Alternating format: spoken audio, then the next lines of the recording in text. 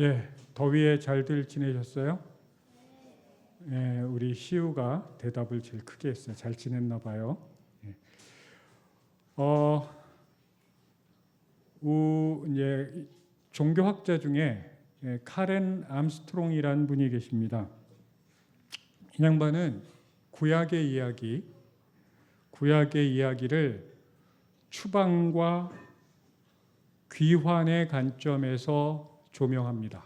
우리 어린이들만 대답해 볼까요? 뭐라고요? 추방이 뭔지 알아요? 나가라 그러는 거지. 귀환은 뭐야? 다시 돌아오는 거. 우리 어린이들 똑똑해요. 자, 이 관점에서 생각을 하면 구약은 상당히 간단한 이야기처럼 들립니다. 구약이 지금은 이렇게 책으로 한 권 돼 있지만 그 당시에는 글을 읽을 수 있는 사람도 거의 없었고, 그래서 구약의 이야기들이 글로 전해지기보다는 구전으로, 말로, 소문으로, 이야기로 들어왔죠. 그리고 사람들은 586년에 하나님이 강력하게 역사할 거라는 그 예루살렘 성전이 충격적으로 바벨론 제국에 의해서 박살나는 걸 눈으로 목격하고 굉장히 핵심 인력들이 끌려갑니다. 바벨론으로. 그리고 그들 사이에서 이제 성경이 이제 여기저기 있었던 성경이 한 군데 모아서 이제 본격적으로 한 군데 모여서 우리가 생각하는 모세오경 같은 게 이제 정리가 되기 시작하죠. 그러니까 생각해 보면 우리가 어떤 글을 읽거나 글을 쓸 때 일기를 쓴다고 생각해 보세요. 뭐가 반영이 되겠어요? 지금이 아주 덥다. 그럼 더운 이 상황이 막 쓰여지겠죠. 뭐 이스라엘 이란 전쟁 때문에 석유값이 올라. 그래서 운전을 한번 할 때마다 굉장히 부담스러워. 이런 우리의 상황들이 거기에 반영이 되듯이 창세기 에덴 동산의 이야기와 에덴 동산에서 쫓겨나는 아담과 하와의 이야기는 어떤 상황이 반영이 될까요? 예루살렘에서 쫓겨나서 바벨론으로 추방되었던 그들의 이야기가 반영이 된다는 거죠. 그들은 귀환, 어디로 돌아가기를 원할까요? 이스라엘로. 그러니까 그리고 이집트의 노예로 잡혔다가 약속의 땅으로 돌아가는 이야기, 이 모든 것들을 추방과 귀환의 역사로 이해할 수 있다고 얘기합니다. 저는 거기에 동의합니다. 그래서 사람들은 머릿속에 그 에덴 동산이라는 게 있었다는데, 지금 우리가 굉장히 힘들게 살지만, 여러분 다 힘들게 사시잖아요. 이 더운 날. 근데 정말 아름다웠던 그 시절이 있었다는데 에덴 동산으로 돌아가려면 어떻게 해야 될까? 그리고 하나님께서 그들에게 요청하는 게 딱 하나 있습니다. 따라해 볼까요? 나도 거룩하니 너희도 거룩해라. 누가 여기서 나는 누구예요? 하나님이죠. 옆에 분들하고 이렇게 인사해 볼까요? 여러분도 거룩하십시오. 예, 기분이 어떠십니까? 예, 굉장히 부담스럽죠? 거룩하면 저한테 떠오르는 이미지가 있습니다. 그 이미지는 제가 군대에 있을 때로 돌아갑니다. 당시 권위주의 정부였기 때문에 그 당시에 보안대라는 그 부대가 있습니다. 거기는 나는 새도 떨어뜨린다는, 거기에 군대를 갔다 오시는 분들은 알겠지만 준이라는 그 계급이 있어요. 아주 미묘한 계급인데, 보안대 준이라는 분이 저희 이제 공군 비행장이 한 3,000명 정도가 있었는데 거기를 마음대로 자기 안방처럼 그냥 노크 없이 왔다 갔다 하는 사람이에요. 그러니까 무례하다, 아나무인이다 하면 떠오를 만한 딱 인물이에요. 아나무인하다는 건 저런 걸 말하는구나, 샘플이에요. 그래서 그 사람이 딱 나타나면 우린 전부 다 피했습니다. 또 어느 날 우리가 작업을 하고 있는데 그 사람이 딱 나타나더니 제 이름을 부르는 거예요. 그것도 기분 나쁜데 김창호 일병 장신대 다니다 왔다면서. 그러면서 그 다음에 나온 얘기가 공포스러웠습니다. 할렐루야 그러는 겁니다, 저한테. 그러니까 모든 사람이 전부 다 얼음하면서 저를 쳐다보고 그 사람 얼굴을 쳐다보는데, 정말 그때 저는 내가 왜 그 학교를 다녔던 거, 자기가 독실한 크리스찬이라고, 그 아나무인이라는 사람. 하여튼 그런 일들을 겪으면서 하여튼 지냈습니다. 그러다가 이제 제가 제대하기 며칠 전에 어쩌다가 얼떨결에 그 사람 사무실에 가게 됐습니다. 그러면서 이따만한 예수님 사진, 예수님 액자, 그 후에 제가 그걸 어떻게 버렸는지 버릴까 고민할 수밖에 없었던 그 전통적인 그림 있잖아요. 그 그림을 선물로 주면서 저한테 이렇게 말하는 거였습니다. 이제 기도해, 갑자기 저한테 존댓말을 쓰면서, 이제 전도사님이시니까 자기를 위해서 꼭 기도해 달라고. 자기가 하나님 앞에서 거룩하게 살려고 그렇게 노력을 하는데 다 괜찮은데 딱 두 가지가 걸린다는 거예요. 술, 담배를 못 끊겠대.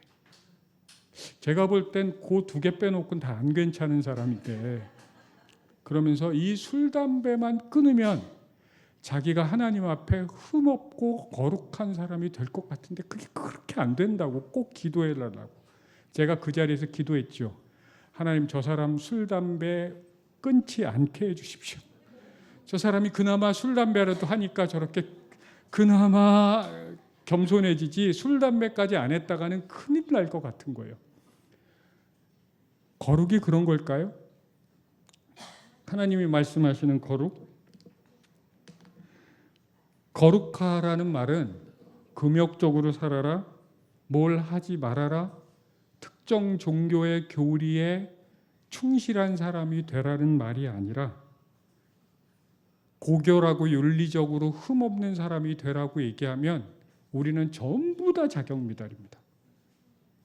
우린 가족한테도 성질 내잖아요. 그죠? 예, 여러분들의 성질을 긁는 사람이 누구예요? 예, 지수 자매 성질을 긁는 사람이 누구냐고 내가 안 물어볼게요. 우리는 우리와 한 지붕에 사는 사람한테 그렇게 관대한 사람이 못 되지요.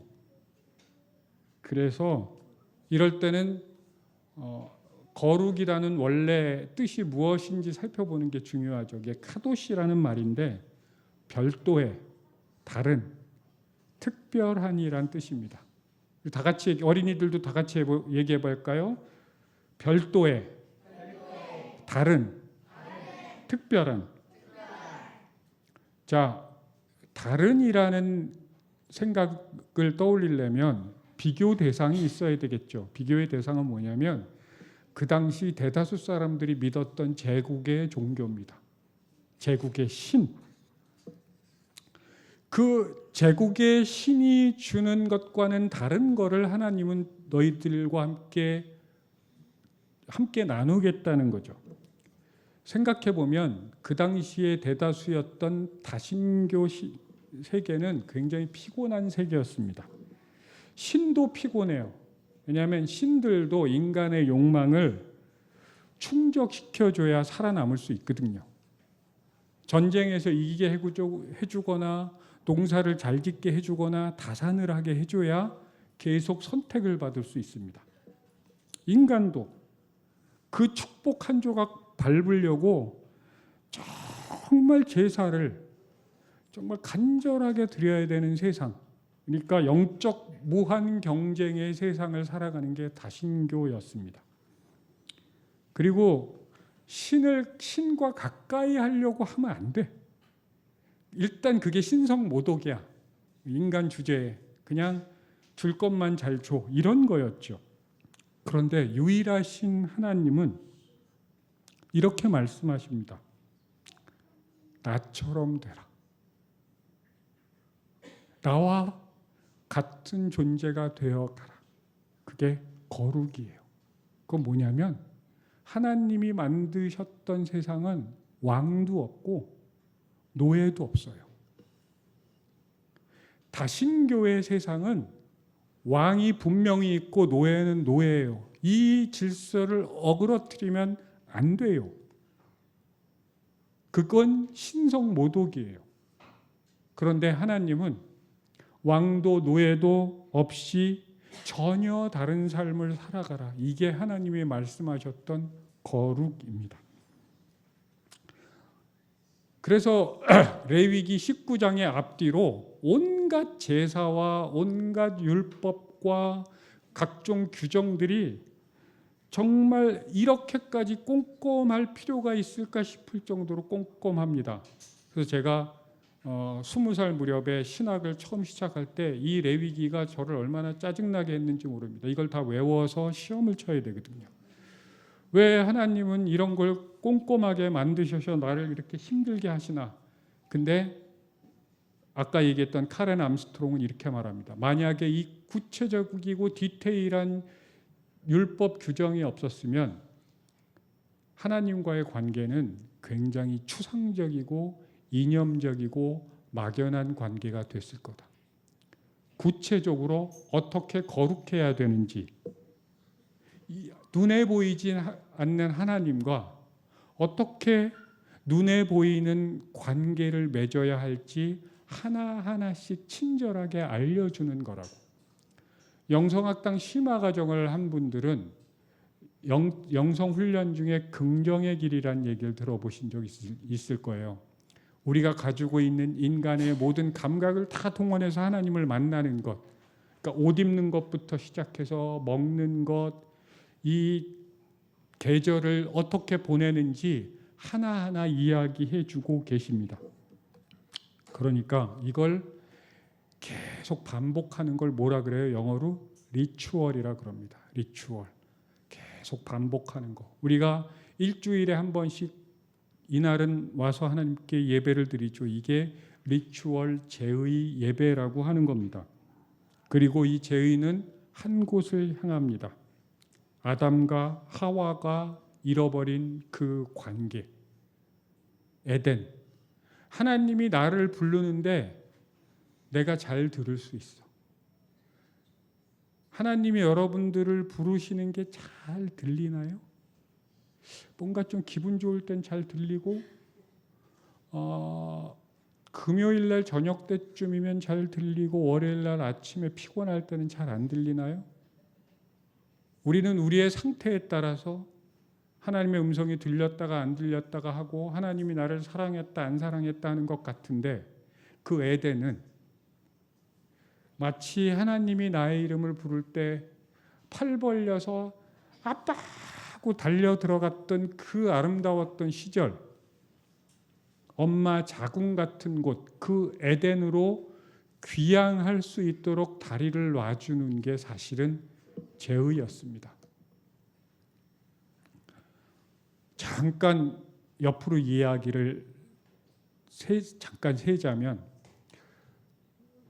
세상에서 괴물 영화를 제일 잘 찍는 감독이 한 명 있습니다. 기에르모 델 토르라고. 이런 건 기억 안 하셔도 돼요. 넷플릭스에 플랑켄슈타인이라는 영화를 만들었습니다. 뭐 혹시 보신 분 계세요?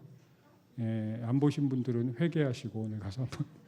아주 인상적인 작품인데 뭐 내용은 너무 유명하죠. 빅터 플랑켄슈타인이라는 아주 미친 과학자가 자기가 인간을 만들어 보겠다고 인간을 창조합니다. 여기서 중요한 게 하나님께서 우리 시아를 만들 때 이렇게 예쁜 어린이로 바로 만들었을까요? 우린 알죠? 시아가 세상에 태어났을 때 모습, 우리 어린이들이 세상에 태어났을 때 모습, 우리 심지어는 서진이 이모를 이렇게 어른으로 하나님이 턱 만드셨을까요? 하나님은 아기로 만들죠. 연약한 아기로. 누군가의 도움이 필요한. 근데 이 빅터 플랑켄슈타인이라는 이 미친 과학자는 그냥 어른을 만듭니다. 딱 봐도 키가 190은 넘어 보이는 그 어른을 만들어요. 힘이 센 남자 어른을. 그냥 다 건너뛰고 남자 어른을 만든 거예요. 근데 얘는 자, 세상에 바로 태어난 인간이 말을 할 수 있을까요? 그 말을 하기 위해서는 엄청나게 많은 시간들을 걸리죠. 그리고 아기가 제일 처음에 하는 단어가 뭐예요? 엄마잖아요. 엄마. 근데 이 빅터는 자기가 만든 이 피조물에게 뭘 가르치냐면, 자, 따라해봐. 마이크. 네. 왜 그렇죠? 우리 어린이들은 다 하죠. 저기 이 십자가 이걸 가르쳐요. 근데 이제 세상에 갓 태어난 그 피조물은 뭐를 말할까요? 빅터. 자기를 만든 아빠이자 엄마 이름만 줄창 얘기합니다. 워터, 플라워, 따라해봐. 계속 학습을 시키는데, 지식을 주입하는데 학원에서처럼. 근데 얘는 무슨 말만 계속해요? 빅터. 우리식으로 말하면 엄마만 부르는 거예요. 근데 이 빅터 프랑켄슈타인 박사는 인내력이 없어요. 이 바보 같은 놈아! 내가 이걸 플라워라고 몇 번이나 얘기해!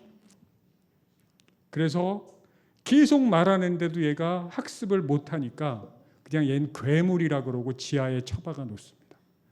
그리고 그냥 외면합니다. 죽어버렸으면 좋겠다는 식으로. 그리고 빅터 프랑켄슈타인의 약혼녀가 그렇게 말해요. 그 사람의 머릿속에는 온통 당신밖에 없다고.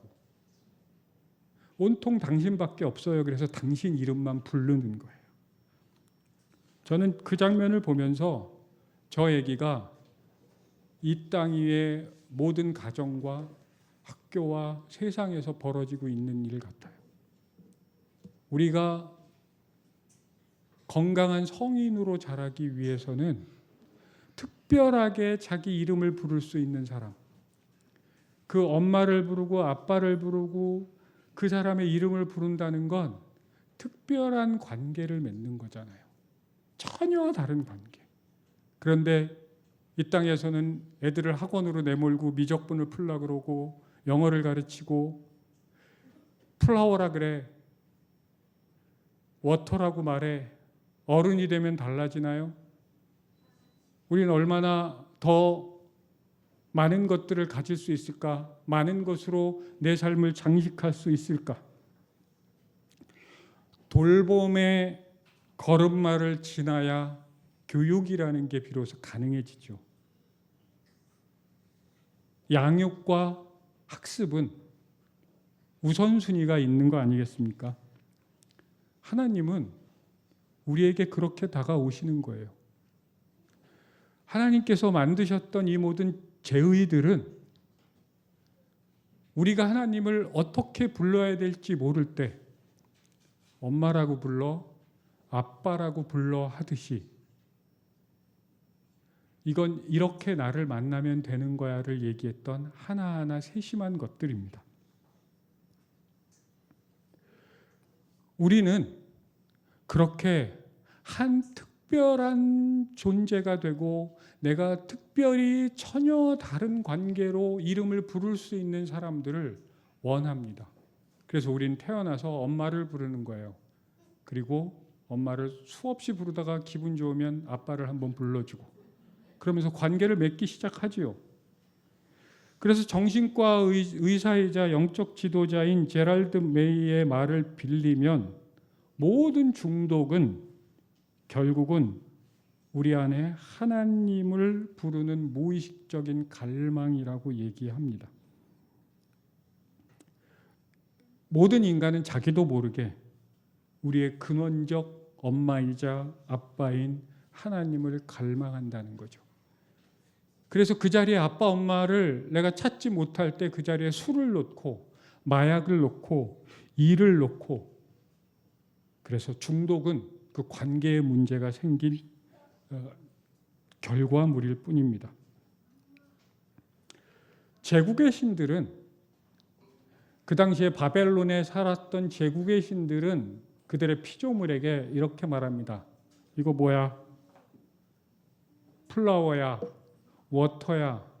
그러니까 네가 이걸 알아야 나를 만날 수 있어라고 얘기하는데 하나님은 그냥 내 이름을 불러봐 라고 말씀하시는 거죠. 그래서 하나님이 이렇게 말씀하시죠. 내가 너희 가운데 나의 장막을 짓고 너희 사이에서 걸어 다닐 것이다. 어떻게 하신다고요? 너희 사이에서 걸어 다닐 것이다.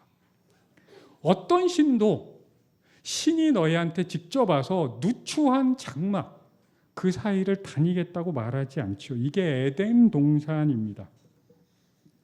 그리고 하나님께서 말씀하셨던 거룩이 특별한 이유는 그 거룩으로 가는 길, 그 율법에는 유대인뿐만 아니라 이방인들, 가축도 예외 없이 그 범주에 포함시켰습니다.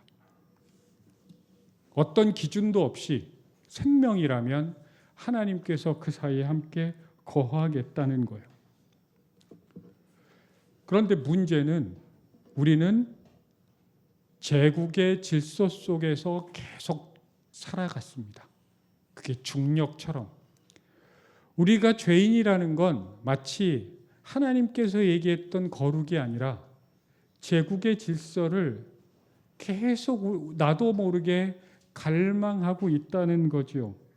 얼마 지나지 않아서 유대인들은 율법주의자들이 등장해서 그들이 해석하는 그 온갖 율법에 설득됐습니다. 그러니까 각종 제의에 뭐를 담았냐면 차별을 담았습니다. 원래 하나님께서 생각하셨던 제의와 율법은 어떤 차별도 없이 뭐까지 받아들여요? 가축까지 그 범위에 포함시켰는데 이제 유대인들은 그 범위를 계속 좁힙니다.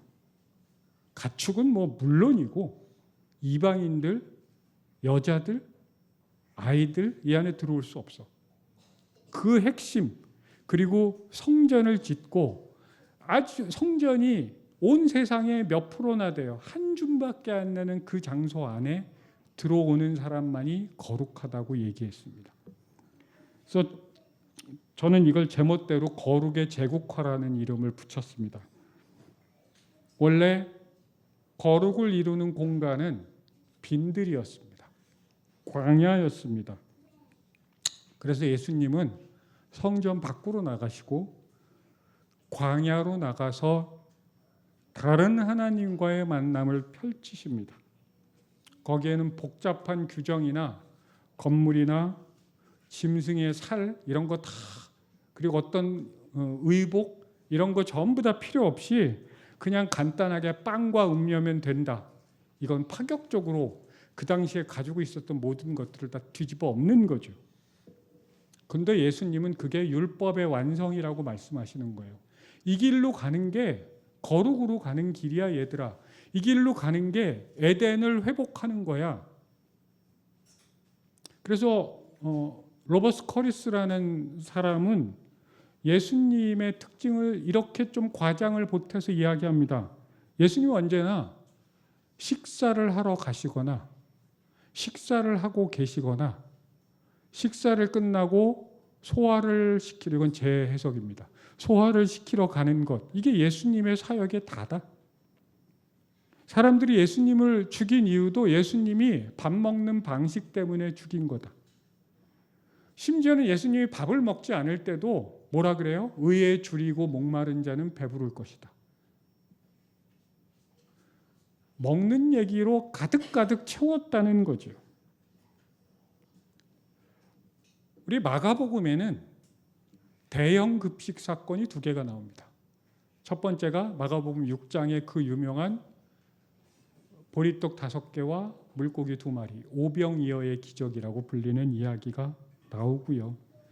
그리고 그 다음 장에 그 흥분이 끝나기도 전에 8장에 오늘 우리가 읽었던 4,000명을 먹였던 이야기가 또 나옵니다.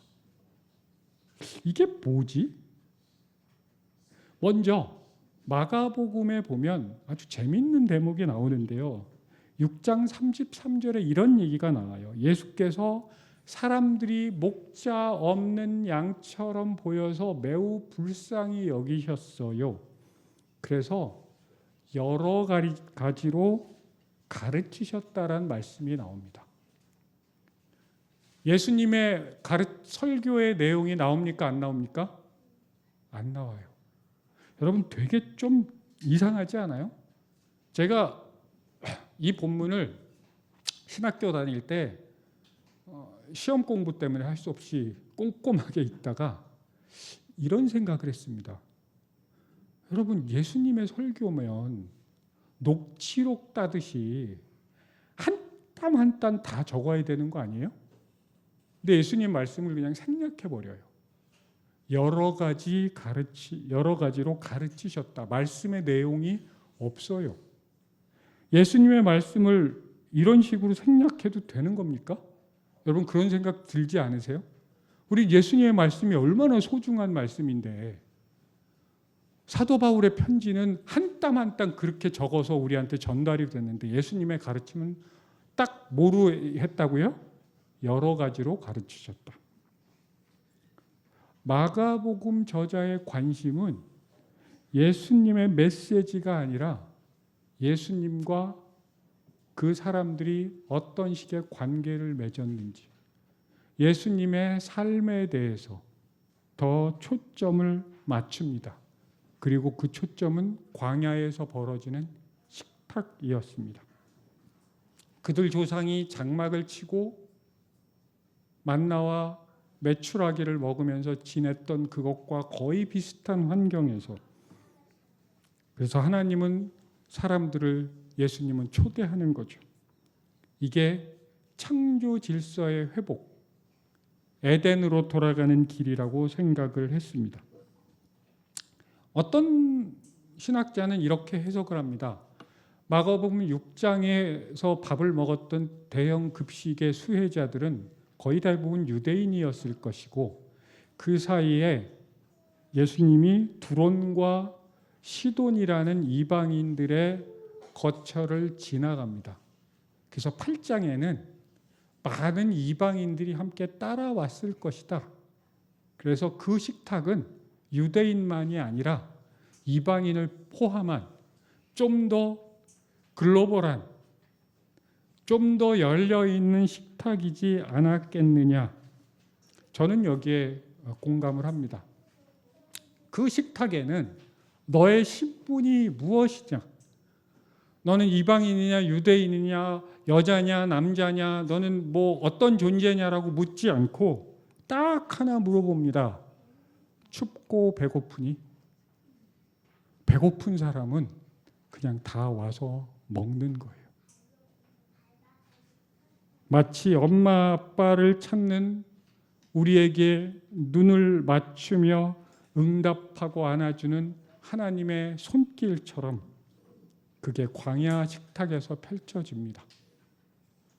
그리고 예수님은 그 식탁이 우리가 에덴으로 돌아가는 거룩한 제사고 예배라고 이야기하는 거지요. 우리는 제국의 질서, 제국의 거룩이라는 관념에 정말 너무너무 익숙해져 있어서 그냥 값없이 먹는 것이 되게 불편하죠. 그렇죠? 우리가 이제 주일 저녁 식탁에도 그런 얘기를 제가 참 많이 들었거든요. 이게 이제 우리 교회의 미덕이기도 하고 한편으로는 이걸 우리가 함께 뛰어넘어야 되는데 나는 주는 건 좋은데 받는 건 참 힘들어요. 이런 분들이 많지요. 주일날 뭐 무슨 일이 있어서 가시는 거는 괜찮은데 난 아무것도 안 했기 때문에 나는 주일날 저녁 식탁에 함께하기 참 미안해요는 좀 더 생각해 보실 필요가 있어요. 그건 예수님께서 베푸셨던 그 광야 식탁의 정신하고는 좀 거리가 있는 얘기죠. 내가 거룩하니 너희도 거룩해라. 하나님이 거룩하니 너희도 거룩하라는 말씀처럼 예수님은 신약에서 뭐라고 말씀하시냐면 하나님이 아버지가 자비로운 분이니 너희도 자비로운 사람이 되어라. 거룩이란 단어가 많이 때가 묻었습니다. 그래서 거룩하면 왠지 부담스럽고, 여러분 거룩한 사람 되세요 그러면 굉장히 부담스럽고 가까이 가기 어렵고, 그래서 예수님은 이렇게 말씀하십니다. 자비로운 사람이 되라고. 그래서 바울도 말하죠. 하나님의 모든 자비하심으로 너희를 권하노니. 바울도 전혀 그런 사람이 아니었는데, 그래서 너희를 산 제사로 드리라고. 그 전에 제사는 죽은 자들의 제사였습니다. 죽은 제물로 드리는 제사였는데, 이제 생명이 가득한 살아있는 사람들이 넘치는 그런 제사. 우리가 살아있지 않다는 걸 뭐라고 얘기하냐면 꾸며낸 것, 위장하고 변장하는 우리의 모습.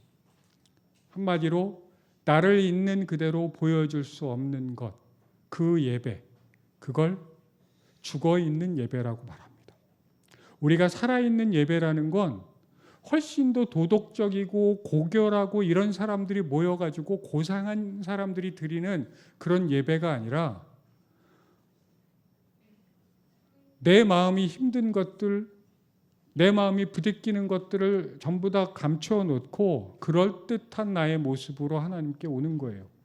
그런데 일상에서 늘 경험하는 나의 모습 있는 그대로, 연약하고 그냥 나는 하나님의 이름을 부르는 것이 나한테 가장 간절해요. 빅터를 불렀던, 그래서 괴물이라고 지하에 갇혔던 그 아이가 아버지를 계속 부르듯이. 실천신학자 앤더슨과 폴리는 그들의 책에서 이렇게 말합니다. 예수님과 함께 식사하려면 각자의 삶을 잊어버려야 한다거나 각자가 속해 있는 세계를 무시해야 한다고 요구한 적이 없으시다. 오히려 주님은 각자의 삶을 음미하셨고 그것들 모두를 세상의 예식 예배로 경축하셨다. 이 사람들이 예배학자들이거든요. 주님은 각각의 삶을 어떻게 하셨다고요? 음미하셨습니다. 우리의 삶 속에 들어와서, 그리고 우리의 모든 삶을 예배로 축복하셨고 축하하셨다고. 우리는 자격을 갖추어야 식탁에 앉을 수 있다고 말하는 세상 속에 살고 있습니다. 이걸 꽃이라고 말할 수 있어야 너는 성장한 거고 너는 괴물이 아니야. 비로소 너는 내 피조물로 대우받을 수 있어.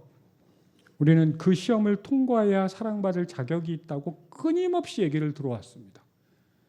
나도 그렇게 얘기를 들어왔기 때문에 나도 그런 태도를 내가 만나는 사람들하고 가질 수밖에 없었어요. 그래서 예수님이 이 땅에 오셨죠.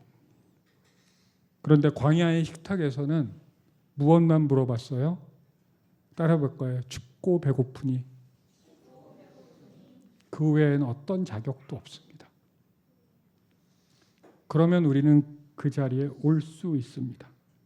그 식탁이야말로 우리가 오래 그리워했던 에덴의 문입니다. 우리는 아주 멀리 그리고 부담스럽게 거룩을 찾아 헤맸는데, 그 거룩은 빈들 한가운데 우리의 결핍과 우리의 허기와 우리의 연약함 속에 서로 둘러앉았던 그 자리, 이미 그 자리에 와서 앉아 계셨습니다. 오늘 우리가 이 자리를 떠나면서 또 이 자리로 또 다시 모일 때 우리가 가지고 갈 건 딱 하나입니다. 우리는 이미 그리고 영원한 잔치에 초대받았다는 것, 그리고 그 초대장에는 우리의 자격이 아니라 오직 예수의 이름이 적혀 있다는 것, 그분이 초대했다는 것, 이것만 가지고 있으면 됩니다. 그리고 그것들을 한 땀 한 땀 새겨놓으신 그분을 또 생각하고 또 생각하고 우리의 삶 가운데 모셔드리는 것, 그게 우리가 잃어버린 그 에덴으로 가는 길입니다.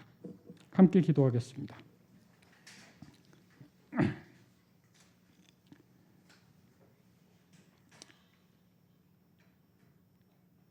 하나님, 우리는 자격을 갖추려고 너무 오래 애써 왔습니다. 이제 그 검색대를 내려놓습니다. 오늘 하나님께서는 우리에게 이렇게만 묻고 계십니다. 춥고 배고프니? 그 질문 하나로 우리를 광야의 식탁에 앉혀주시니 감사합니다. 우리가 꾸미고 위장해온 모습을 내려놓고 살아있는 그대로 우리의 모습으로 이 자리를 떠나게 하소서. 이미 초대받은 그 초대장에 우리의 이름과 우리의 자격이 아니라 오직 당신의 이름이 적혀 있음을 기억하며 살게 하소서. 예수님의 이름으로 기도합니다. 아멘.